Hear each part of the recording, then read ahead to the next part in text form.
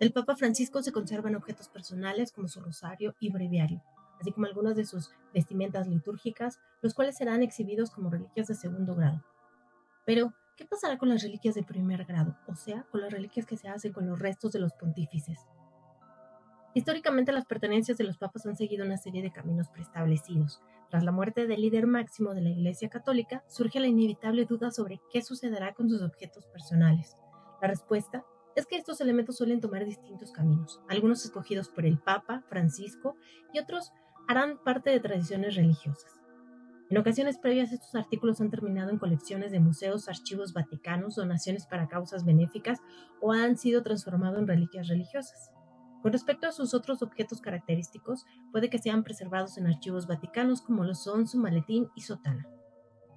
Pero, ¿qué hacen con los cuerpos de los papas? Además de los velatorios, algunos papas son exhumados como parte del proceso de beatificación para convertirse en santos, por lo que en la mayoría de los casos necesitan ser embalsamados adecuadamente. Tras el funeral del Papa Francisco, su féretro será trasladado a la Basílica de Santa María la Mayor, una iglesia extramuros del Vaticano que le encantaba visitar. Francisco será el primer papa enterrado ahí desde el siglo XVII y el primero en más de 100 años en ser enterrado fuera del Vaticano. Tradicionalmente, el papa es enterrado en las grutas vaticanas, las criptas bajo la Basílica de San Pedro. Casi 100 papas están enterrados ahí, incluyendo Benedicto XVI, predecesor de Francisco, quien renunció en 2013 y falleció en 2022. La puerta santa de la Basílica de San Pedro, en el Vaticano, es una puerta de bronce ornamentada que normalmente está sellada. Se abre solo durante los años santos jubilares y representa un paso simbólico hacia la reconciliación, el perdón y un nuevo comienzo espiritual para los peregrinos. Cabe recordar que 2025 es un año jubilar y esta puerta se abrió a principio de año. La puerta de San Pedro está adornada con 16 paneles que narran la historia de la humanidad desde el pecado hasta la resurrección de Cristo. Estos paneles fueron originalmente de madera, pero fueron reemplazados por bronce para una mayor durabilidad.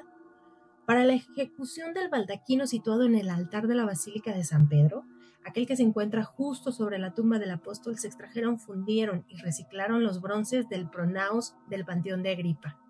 Si bien hay autores que indican que la mayor parte del bronce procede de Venecia, tomar materiales prestados como mármol, metales y piedras preciosas de unas obras de arte para usarlos en otras era una práctica común en Roma. Sobre el Panteón de Agripa, lo que sabemos es que el nombre procede del griego Panteion, que significa templo de todos los dioses.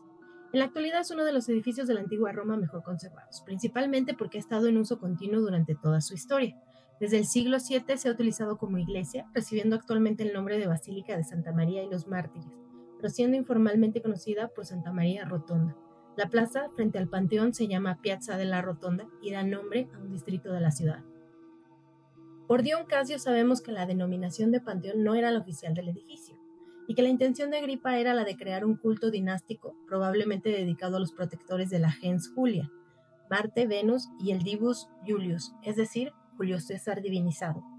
Marte era considerado padre de los romanos y Venus, a quien Julio César adoptó como su protectora.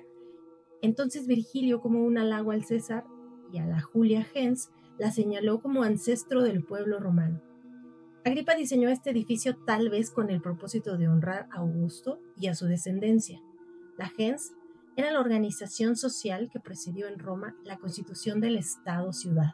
Fue un conjunto de familias de la antigua Roma que compartían el nomen Julius, que para nosotros es el apellido. Julio César, quien fue asesinado en la curia de Pompeyo y a los pies de su estatua, fue designado desde temprana edad Flamen Dialis, lo que significa sacerdote de Júpiter, uno de los 3 flamines mayores y por lo tanto un cargo importante en la religión del Estado romano. El Flamen Dialis disfrutaba de algunos honores particulares, como ser considerado emancipado del control paterno, ser el único de entre todos los sacerdotes que vestía el albogarelus o apex, el cual es una especie de bonete o gorro, tener derecho a ser escoltado por un lictor o escolta, a usar toga praetexta, la cual era una toga blanca con el borde púrpura. Tenía derecho a la silla curul y a sentarse en el Senado en virtud a su oficio. También tenía una serie de privilegios y costumbres que nos recuerdan a los derechos adjuntos a las personas y posesiones de los cardenales papales, como que si un criminal camino a su castigo se encontraba con él y caía suplicante a sus pies, era perdonado por ese día. Tomando en cuenta todo lo dicho anteriormente, ¿sería posible que la figura del Papa sea la continuidad y consolidación de Julio César y sus descendientes en el poder? ¿Por qué la mayoría de las criptas para los papas se localizan en la Basílica de San Pedro? Si esta iglesia y su altar fueron construidos utilizando rituales de cultos y deidades paganos, y los que son enterrados en otro lugar como el Papa Francisco, ¿podrían no ser del linaje juliano o cumplirán con otros propósitos a la iglesia? ¿Tendrá algo que ver la divinización del Julius con la santificación de algunos papas? Pero déjanos saber en los comentarios qué es lo que tú piensas al respecto. Hasta la próxima.